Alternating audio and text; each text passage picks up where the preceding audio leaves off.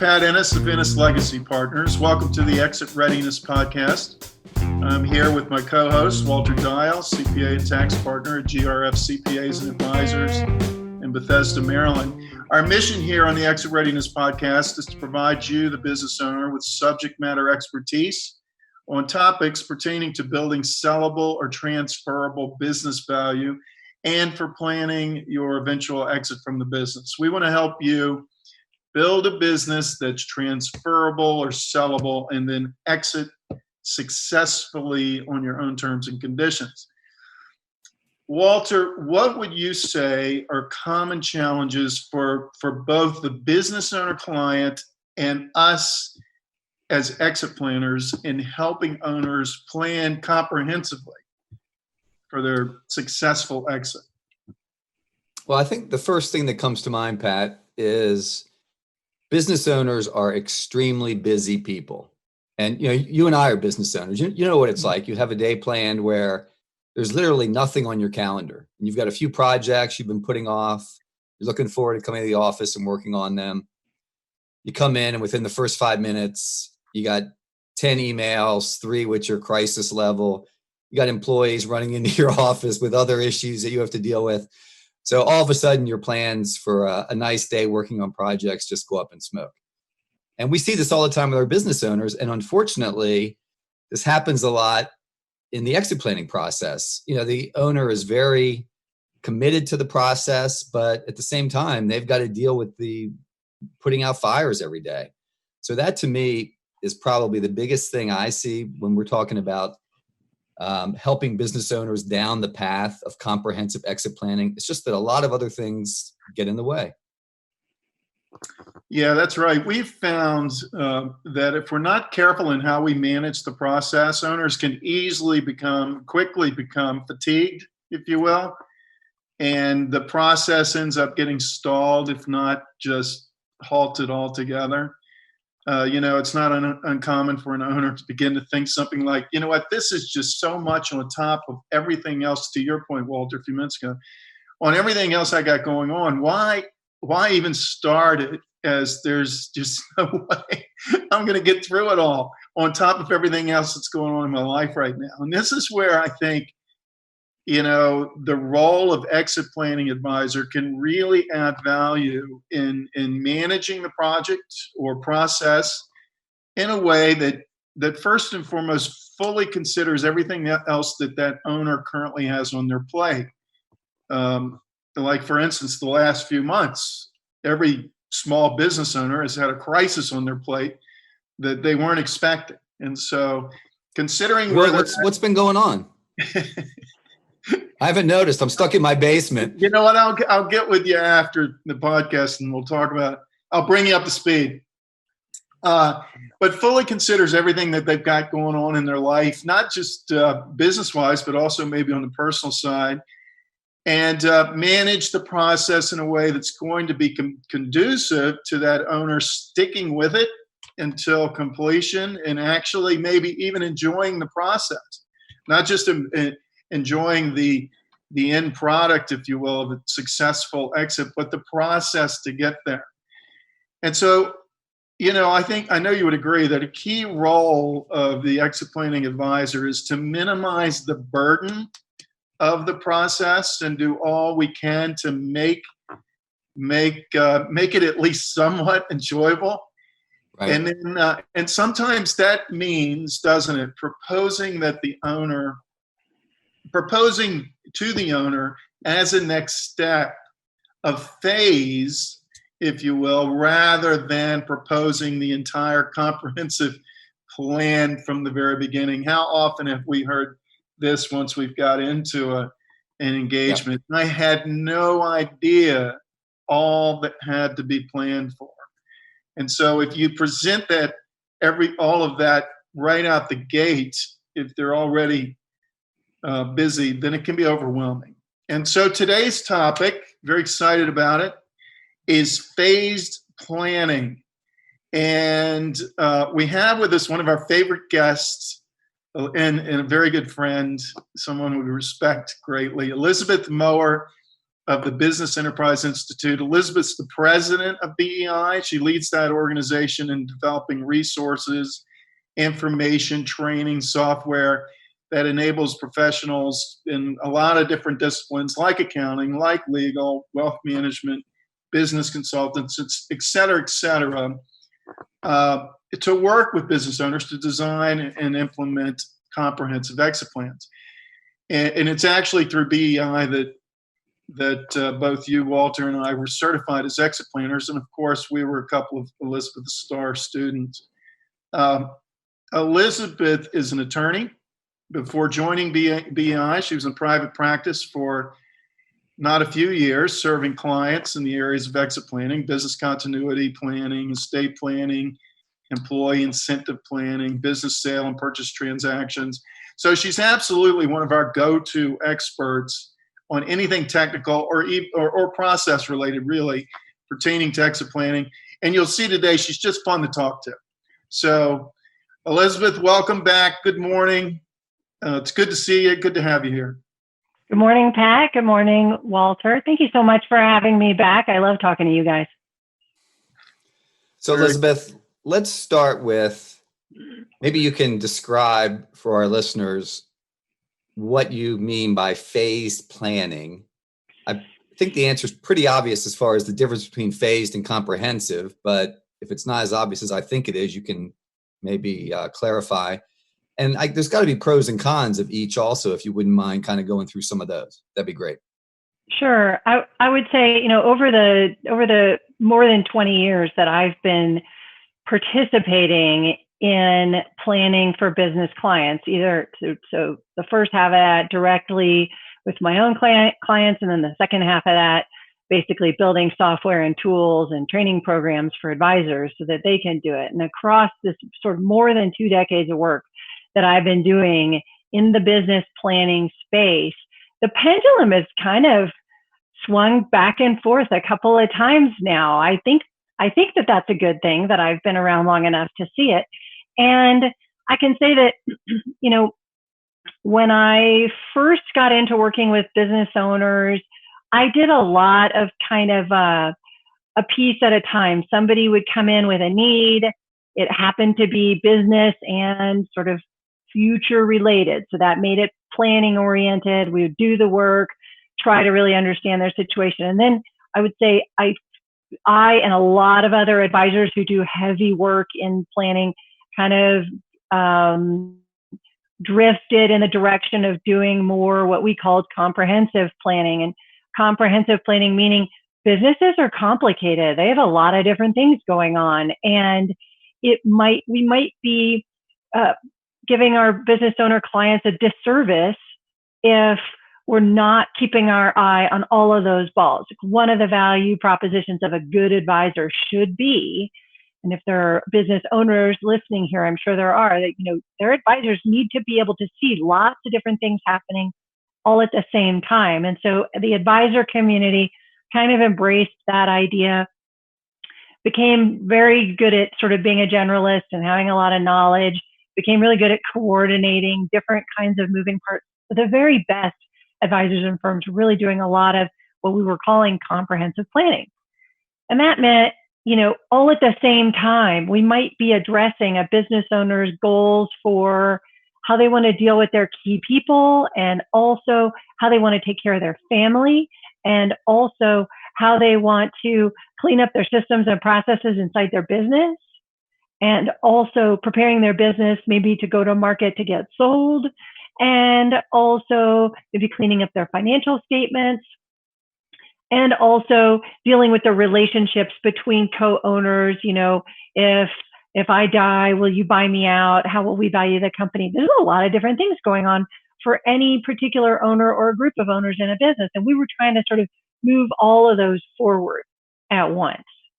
Well, that works really well. And I even have lots and lots of peers and colleagues who really only do play. That's the kind that they want to do. And they feel like that works best for them. We have, I would say, it's been kind of building since the Great Recession. So we're 10 years into the trend that's now sort of fully exploded, which is more like what I'm just calling phased planning. You don't have to call it that. It is, since the Great Recession, we saw business owners who were still in business. We saw them working really hard, being pulled in a lot of different directions, things that both of you, Pat and Walter, have already talked about just a few minutes ago. Having trouble focusing, having trouble being able to do lots of different things all at the same time because they're doing so much in their businesses. I think a lot of this is also connected to, over the last 10 years, the speed of change in society, in politics and policy from our government. You know, we're swinging back and forth, and that's really hard on business owners to follow and to plan for regulation and laws and tightening and loosening of restrictions. It's really difficult for them. And then, the internet, so those of us who sort of sometimes love it, sometimes hate it, can see how sort of internet-based computing, cloud storage, applications, and the pace of technology change have really affected everything. What that means is that business owners may not have the bandwidth to deal with all of their comprehensive planning at once. And now we as advisors really have to focus on both the big picture, all those different things that might be important, and one thing at a time. So while comprehensive planning and dealing with all of the different kinds of issues that affect a business owner and phased planning sort of on their surface seem to be mutually exclusive, phased planning being, we'll deal with one thing at a time, or we'll set ourselves a group of tasks to do this year. We can talk a lot more about what phases are because they're super flexible. But breaking it down in some way versus doing everything all at once have actually kind of a lot of overlap. So I think we should, maybe each of us should be thinking through the businesses that we know and the clients that we work with, and everyone listening can think through the different scenarios they're aware of and think, okay, well, doing things comprehensively and doing them in pieces are not mutually exclusive. They actually overlap quite a bit. And so those who do it well would find out that you probably need a little bit of both in order to be effective. I think that answers your question. I think we have lots to talk about on pros and cons and what to avoid, and maybe we can do some specific examples here because I know we all have some stories to tell. But did that answer your question, Walter? Yeah, definitely. That was a great overview. I appreciate that. So how about giving us one of those examples and hit on some of the pros and cons of each, the comprehensive versus the phased. Here we go. So as an example of phased planning, I will go with, this is not a professional example, I will put myself in the role of the client.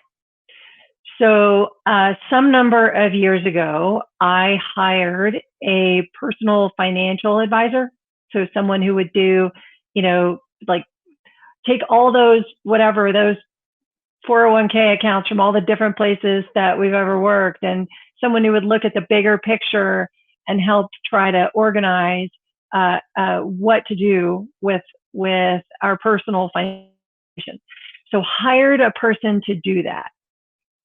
Believed that comprehensive planning along those lines would be good for me. I have things I want to do. I have children. They had not gone to college. I had investments. I eventually thought retirement would maybe sound good at some point. And I didn't really have any idea how to think about or prioritize my personal financial issues. So hire this person, have long conversations all about sort of, my husband and my sort of philosophy and what we value and what we think is important and what we're trying to achieve. And of course, side note, that's the same thing I do with business clients. Where are you today? Where do you want to be? What do you care about? So this advisor did all of that conversation with me, did not restrict it to any particular topic. But as we got into actually doing planning, sort of making recommendations, giving me advice, and then implementing that advice, I very quickly became overwhelmed and completely shut down. Could not do it. So this advisor, who I think is fantastic, backed up, started again, and said, okay, this try to do everything that Elizabeth even said she wanted to do is not working. And instead, nothing's happening. So let's break it down. And the advisor used her expertise, because I don't have any as a client, to identify what kind, based on my priorities, my family's and my spouse's and my priorities and preferences, and her expertise, what should get done first, what should get done second, what should get done third. And then she started breaking it down into, okay, you really need to resolve issue X first. Here are, I think we even agreed on a limit to the number of things she could ask me to do at once. That's how sort of tight my capacity was. I just didn't have a lot of space at the time. So she would say, here's the next thing. Sometimes it was just one thing to do. And then I would say, okay, that I could do. And then she could connect it back to my overall plan and my long-term goals and the priorities that my husband and I had articulated. So she would say, do this. And we're not going to do anything else until this is done. And that became a pattern that repeated itself again and again and again, and ended up with lots of progress getting made, when prior to that, everything was a mess. Nothing was in order. I could not have articulated how I was going to accomplish any of my goals.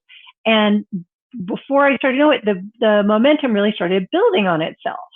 So success with getting one thing finished and into place, that block being down, allowed me to have sort of more energy for the next thing.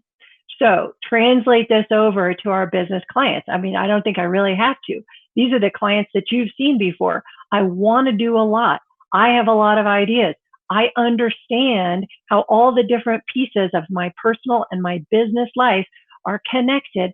And I agree that it's important to deal with all of them. However, I can't. I just can't. I have a certain amount of things I can do. I have a certain amount of resources available to me.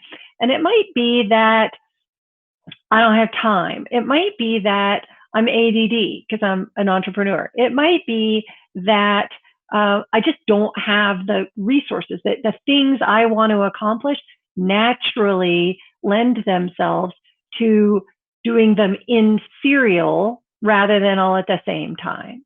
And so as we've been talking with professional advisors all around the country and across North America, what we're seeing is that the same thing is coming back from business owners. For some reason, either because my situation is very complex, or because I'm being pulled in too many different directions, or because just logistically A has to happen before B, advisors who are thinking and who are responsive are modifying their approach and saying, okay, what's the pattern and the ask that I can use with this particular client, and really customizing their planning work on a client by client basis. And I think for business owners, they need to be able to articulate that that's what they need. Like that. So business owner one might say, I've had all of these examples are real. I can do one thing per quarter. That's all I can do. And I have reasons for that. And one thing per quarter is the way we're going to execute on any of my planning. Other business owners say, okay, the kind of things I need to do, I can get a certain amount done in a year. Then we're going to evaluate, see what the progress was, see what the results were, and then set the action plan for the next year. Others are going to go by topic, not by time.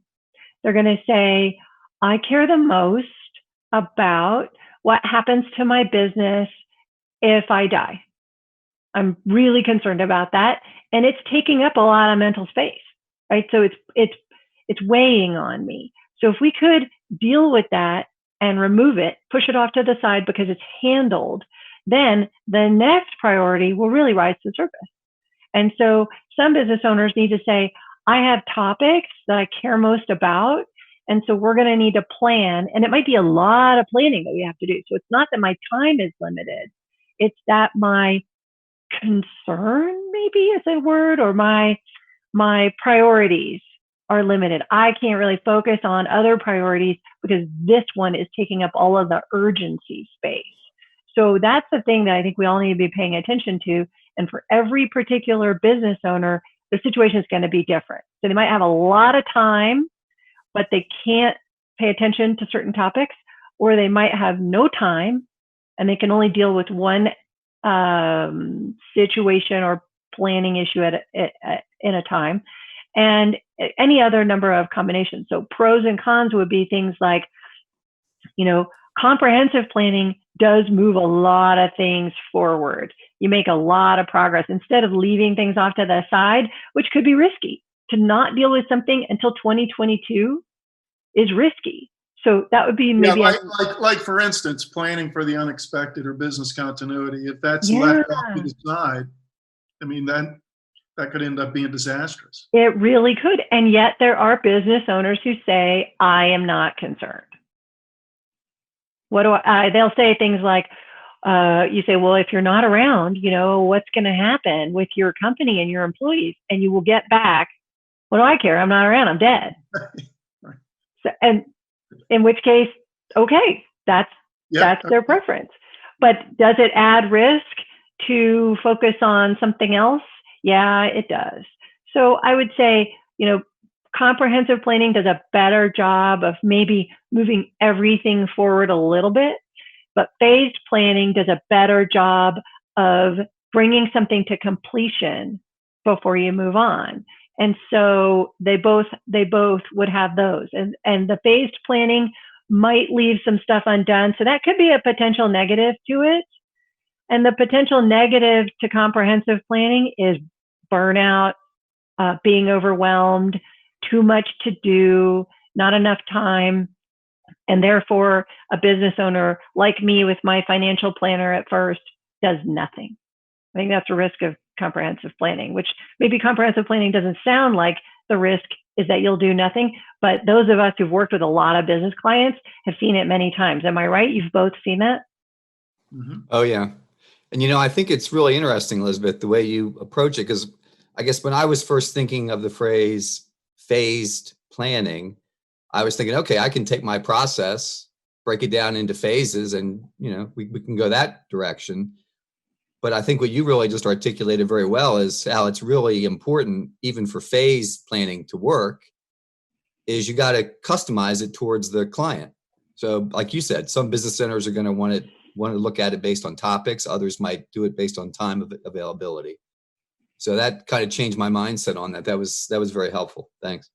Yeah. And I think, I've done a lot of work with the two of you, and I mean, I wouldn't want to suggest that phased planning is a great solution so that particularly the trusted advisor who works with a business owner gets too myopic, too narrow in their focus, is saying, well, the owner cares about what if I die, or they care about building up the business to increase value, or they care about dealing with their top employees and giving them an incentive plan. So I'll care about that. I think I'm not suggesting that advisors get narrow. I'm suggesting, which is I know from talking with you about your clients many times over the years, that the advisor's job is still to really be way back and very, all the way up at 50,000 feet and see the full picture. Because when we're going to do one thing, or when we're going to implement one series this year, a good advisor still needs to be able to see what's coming up next 2, 3, 4, 5 years down the line. And they also need to be able to see the issues that we're not addressing and how the thing we're doing today is going to impact those.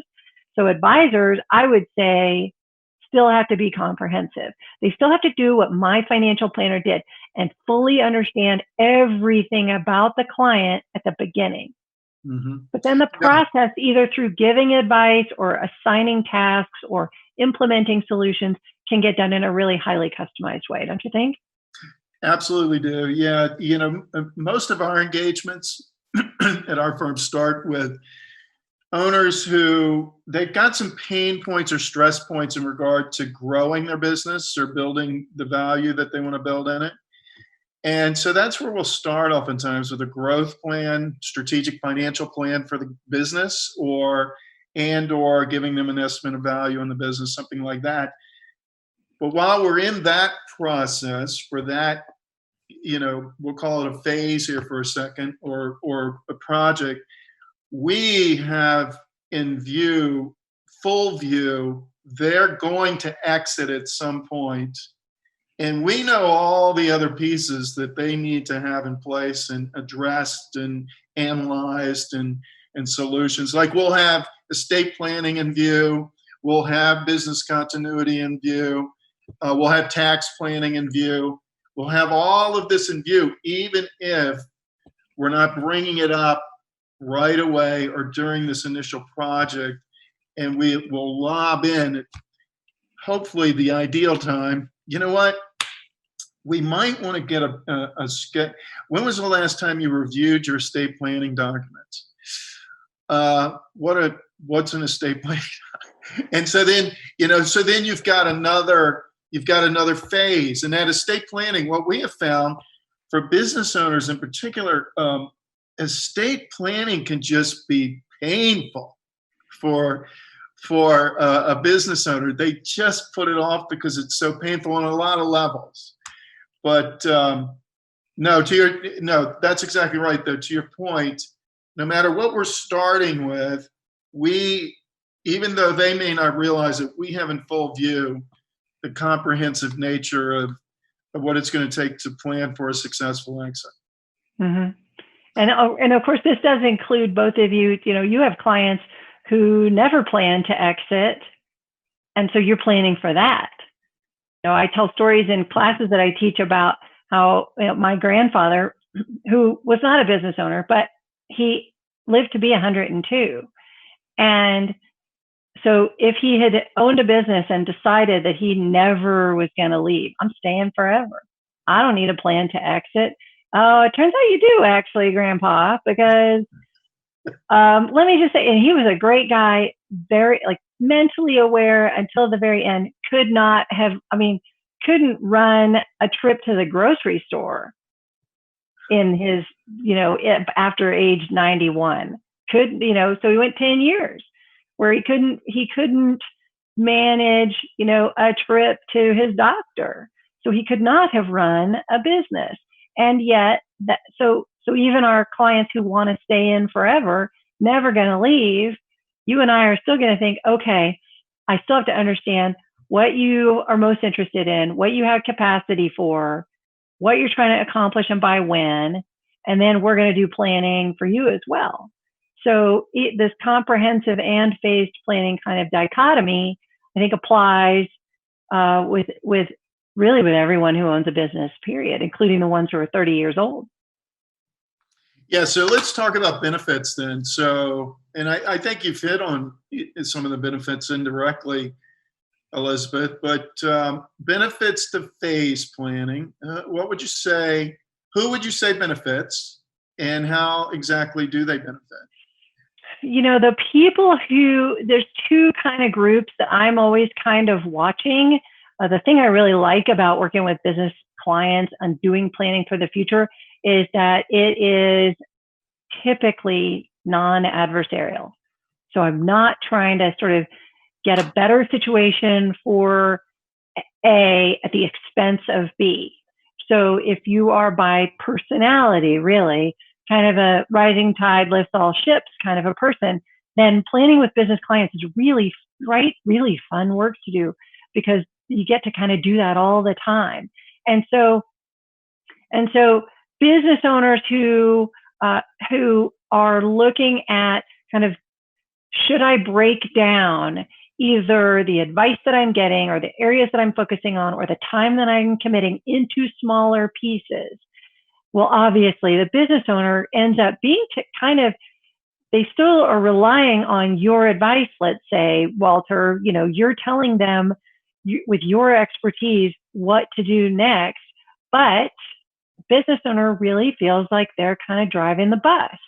So they feel like they're in control. I expressed that this particular area or this particular amount of activity or or this particular target goal that I'm trying to get to are the things that I think are gonna shape the work that we do together. Then Walter or Pat, you give your expertise on, okay, given that, here's what we'll do next. And then the business owner feels like they've been heard. They feel like they're in control of their own process, which I think we can all admit they really like to be in control. And then this whole peace of mind aspect to feeling comfortable and confident that the things that I care about are going to get done. So business owners are benefiting, but then, you can take your circles out from them even further.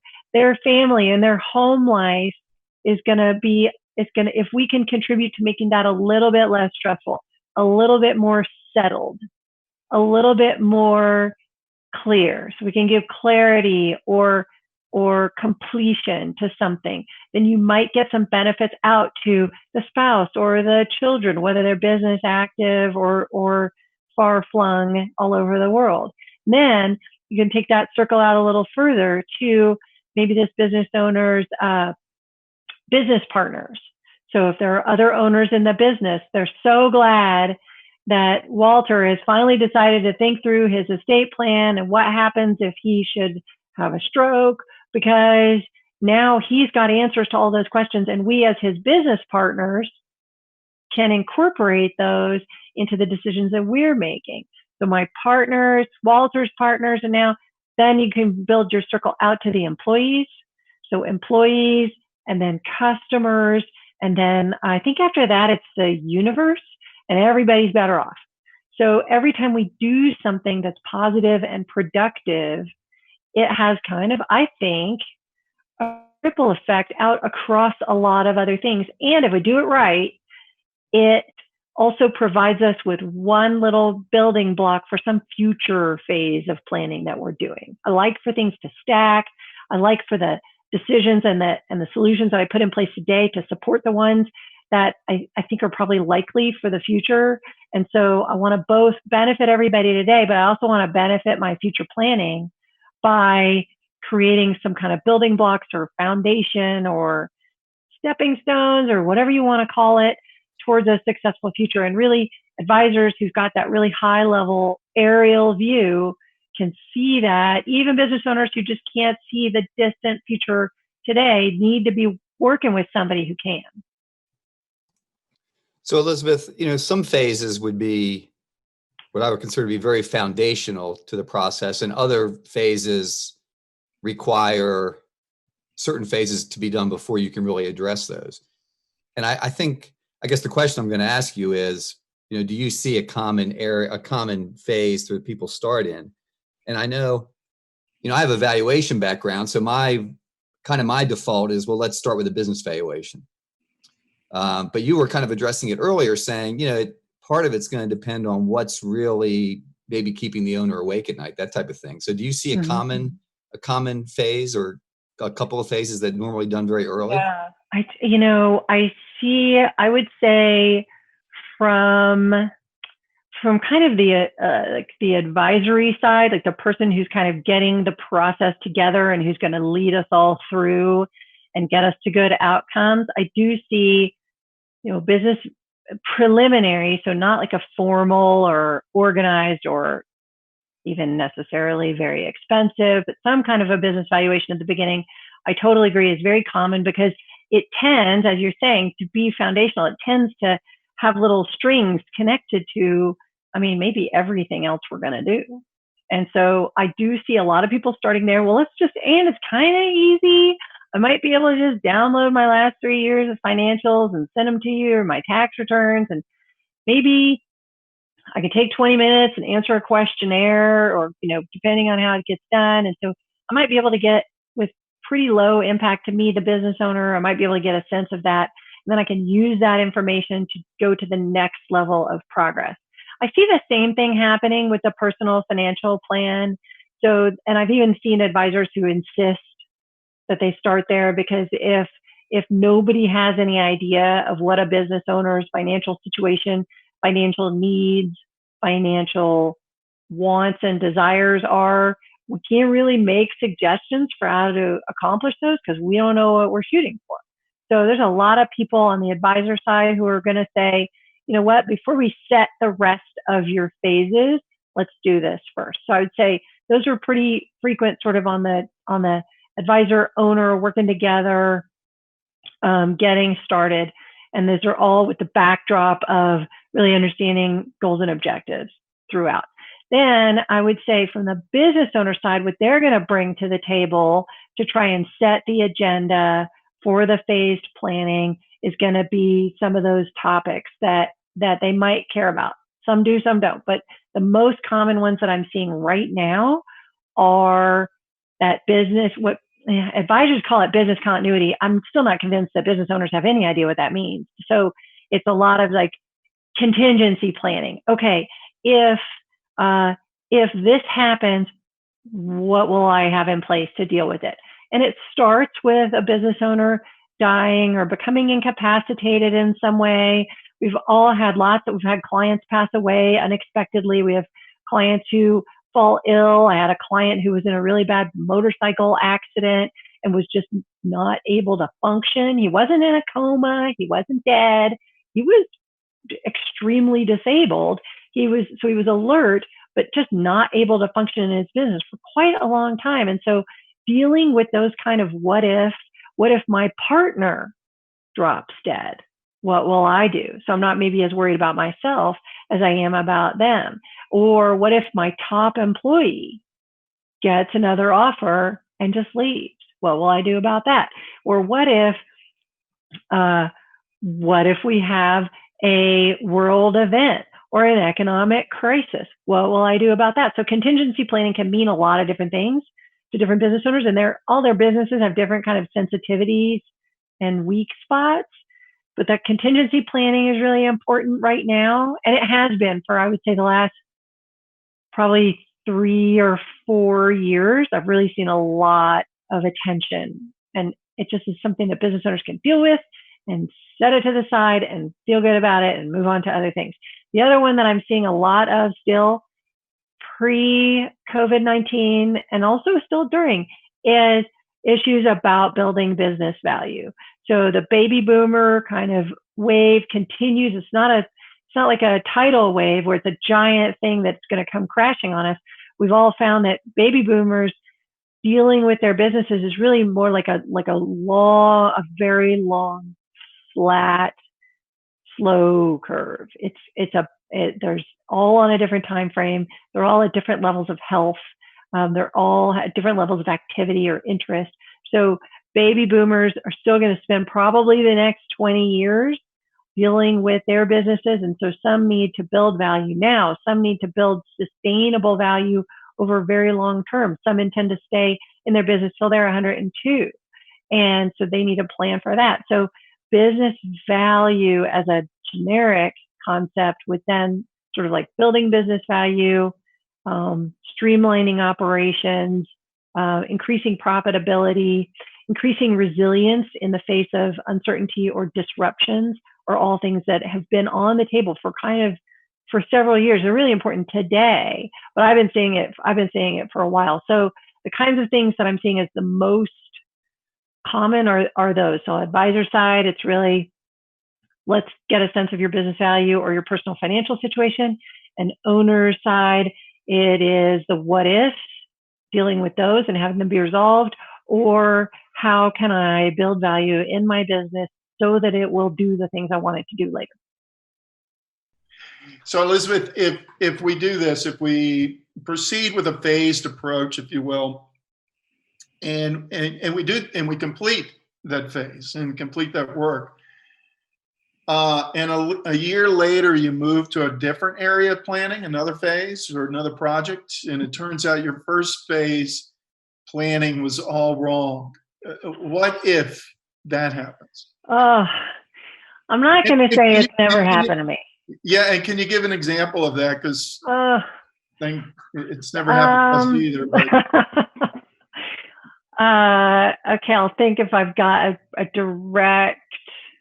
Because that is one of the maybe cons or things you have to be aware of with the phase planning, is because you're not moving everything together all at once. There could be some things that are missed that could Mm-hmm. affect other pieces. Yep, I think you're right, and that's a difficult one. So, yes, I can talk about this. It is part of the risk of phased planning, and I think that if we're all honest about it and we talk about it up front, that we and our business clients can get to a place where we feel comfortable with that risk. So business owners make risk evaluations and decisions, I mean, maybe hourly, certainly daily, right? And so they're not unfamiliar with the idea that if I make this decision today, if I buy this warehouse, if I invest in this fleet of trucks today, I might look back 2, 3, 4 years from now and say, probably shouldn't have done it that way.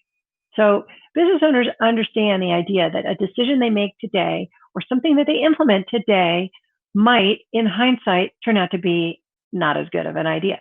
So how would they deal with that? Let's go with the fleet of trucks idea. So I actually did have a client who kind of was in this situation, bought a bunch of trucks, nice ones, right before the financial crisis, 2008, 2009. And they were in an industry that was very hard hit. And, so seemed like a good idea, seemed like a growth-oriented activity or effort. And then it turned out that they had a lot of trucks and not enough work to do. And they're making payments, and it's really becomes sort of an unnecessary capital expenditure. And I wouldn't have said a mistake, but certainly they had stuff they didn't need. And the way to deal with that is when you buy the trucks in the first place, buy trucks that you can unload if you think that there's any chance you might have to.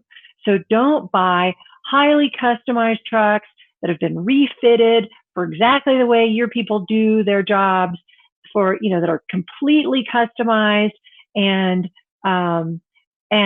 not serviceable for other owners or in other industries, or do something that can be disassembled if you have to. So you buy these trucks, and these were like work trucks for people to do projects.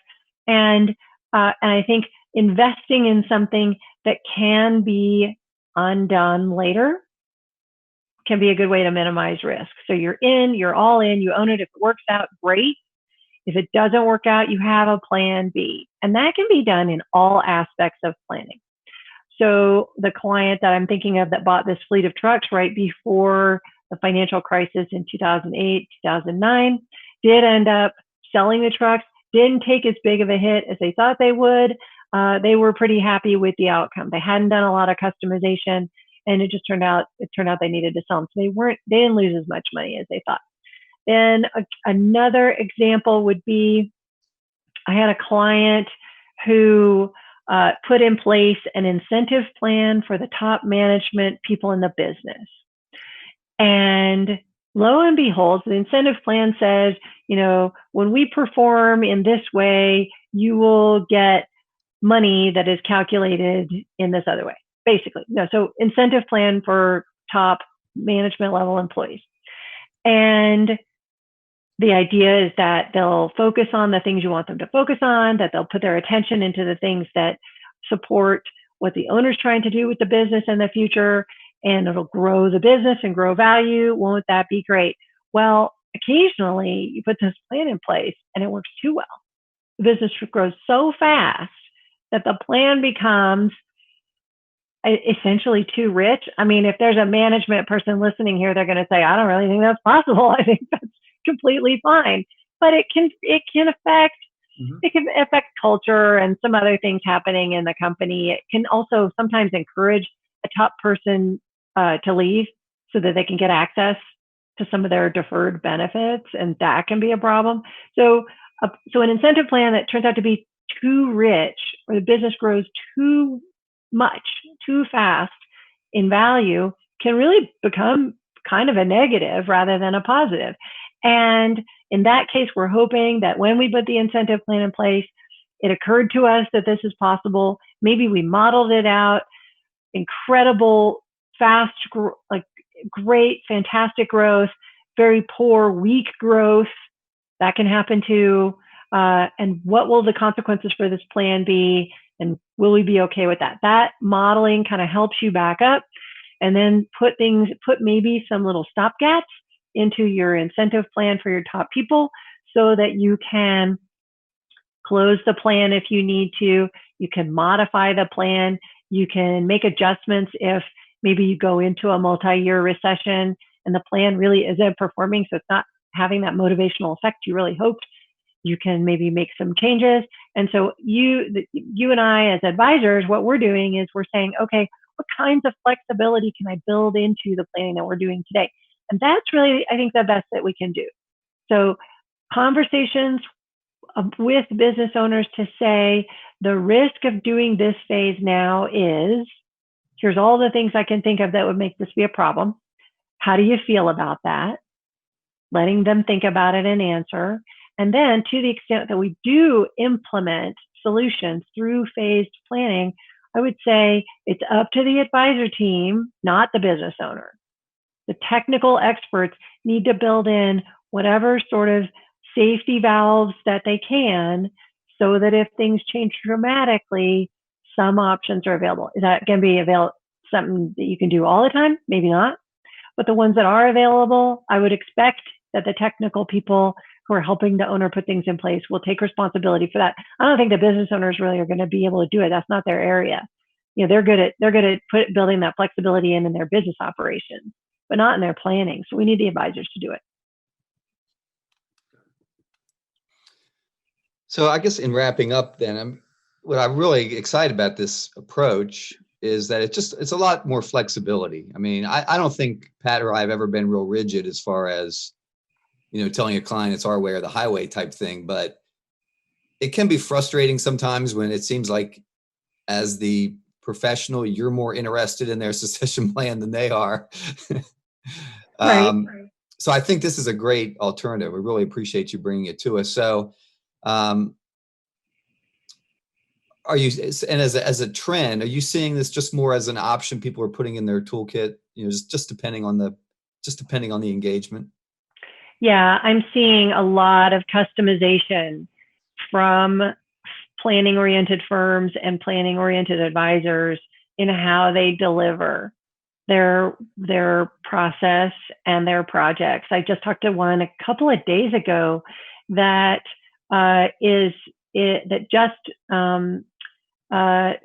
sort of got launched a project with a client that they've mapped out 4 years worth of stuff they're going to work on.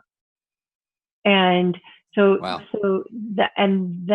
But now his next client, might not be able to see 4 months into the future. So he's going to have to completely change that. Right. And so I am seeing from the best and the most, the smartest, I guess I'll just call them, from the best and smartest advisors and firms and planning groups that I have seen, they are being more flexible. And honestly, I just don't have any indications that that's going to go away. I mean, that might be the new permanent state of things. Will the pendulum swing again? Certainly it'll be fun in the next 10 years to see if it does. But I don't have any indication that. I think we're still swinging in the direction of compartmentalizing. And when we overdo that for some reason and it gets too much, we might back off a little bit. But yeah, I'm seeing that as a trend. Yeah. So Elizabeth, we here at our firm, our process for exit planning, if you will, has 3 phases. It's the discovery phase, which is clarifying goals and objectives and some analysis or a diagnostic on business readiness and personal readiness, and then design of the plan and implementation, those 3 phases. And 3 years ago, when we were embarking on a comprehensive plan with one of our clients, and they were just becoming overwhelmed and fatigued, like we mentioned earlier, we decided, you know what, we need to create a product that is bound by a few months and that has a start and a finish with some clear goals. And we created a product. It's called Exit Readiness Base Plan, and it's basically the discovery phase. And so at the end of the discovery phase, they'll have that checklist that you were just mentioning earlier, where they can either take the checklist of things to do next and take a break from us, take a breather from us, either temporarily or permanently, or decide to continue to have us engage. And so, yeah, like Walter, I'm very grateful that we've had this conversation, because I do think that it's up to the advisor to understand where that each business owner is when you're starting to even have a conversation with them. What's going on in their life and what's going to be more appropriate? Are they going to be more concerned about time? Are they going to be more concerned about topic? And all of the things that you mentioned. One last question here as we wrap up. What can a business owner do on their own to start the process of phased planning? I think you mentioned it earlier, but would like to see you mention it again, or to be ready to work with their advisors in this type of process. Sure. I would say, yes, everything we've said so far, they should be thinking about. And then for a specific, as my personal financial planner did, so send me an email with just one thing to do. Okay, if that's the most that a business owner can do right now, either because they don't know what their plan is going to look like, or because they don't have time, then I'm going to say a technique I really like is the one sheet of paper. Business owner writes down everything that they care about or are concerned about. Everything, stream of consciousness, just throw it all down, but only one piece of paper, front side. That just gives us like a nice container in which, we can say, okay, there are limits on this activity. So everything they care about. I care about my children having financial stability. I care about my employees having a place to go to work. I care about my company being number one in its industry. I care about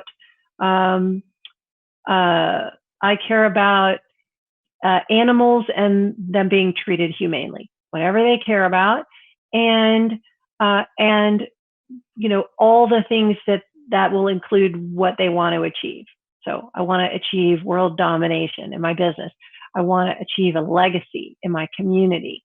Anything they want or care about, one piece of paper, you can put as many things on it as you want. Then walk away. Then come back 1 or more days later, look at it again, and start to circle, I would say 5 to 7 things that take that are just the biggest. 5 to 7 things.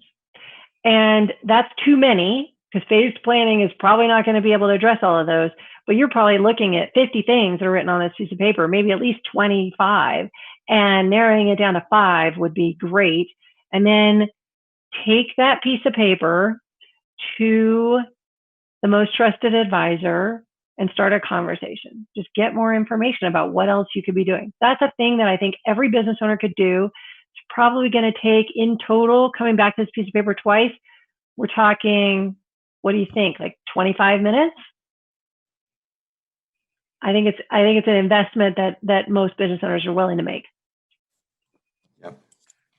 Well, Elizabeth, thank you so much for joining us today. It's been really, really, really helpful. Really appreciate it. And thank you. As you know, Pat and I have really benefited from our affiliation with Business Enterprise Institute. If there's any advisors out there who would like to learn more about BEI, how do they go about doing that? Oh, it's super easy. They just go to www.exitplanning.com. So over there at our website, exitplanning.com, there are training programs. There is software that they can use to deliver, high quality reports and advice to their clients. There's a community of advisors. You two are in it. And so there's all different kinds of things, from super low level, just wanting information, all the way up to a high-end suite of planning tools that make everything easier and faster and everything in between. So if there are advisors out there, we'd like to support the work that they're doing. BEI's mission is to help business owners benefit from their lives' work. So that's what we're actually trying to do. We do it through advisors and firms, but that's what I really care about. That's what I think is fun. So if there's an advisor out there who cares about the same thing, then maybe go to exitplanning.com and just find what helps them in their practice, and we'd love to support. That's great. And I guess, is there anything specific you're promoting? I know we had to cancel the annual conference this year. That was kind of a bummer. Our national conference, live and in person, the best way to get all the newest ideas and best practices on working with business clients. The live event is canceled. But what we've got, we actually launched it in, I'm going to say late 2019. And there is a program that's called an associate membership. So all the advisors who use BEI tools have a membership and then maybe a license to use some tools or a subscription. And we created this thing called the associate membership that is very low cost, and it has a continuous stream of information and ideas, collaboration, opportunity to share. And so it's been really, really successful. So membership opportunities are really good, but if somebody doesn't really know much, that's the thing I would really start with, because it's low cost, low impact, and it's a way to build your exit planning knowledge. And I'd probably start there. Fantastic. Thank you very much for joining us. Great to see you as always. Thanks for having me. I appreciate it. Thanks, Certainly. Elizabeth. And listeners, if you want help in maximizing the value of your business or planning for your eventual exit, you can reach Pat at 301-859-0860. And you can reach me at 301-951-9090. You can also access resources at exitreadiness.com, grfcpa.com, and nslp.com. Thanks for listening. Until next time, this is Walter Dial and Pat Ennis signing on.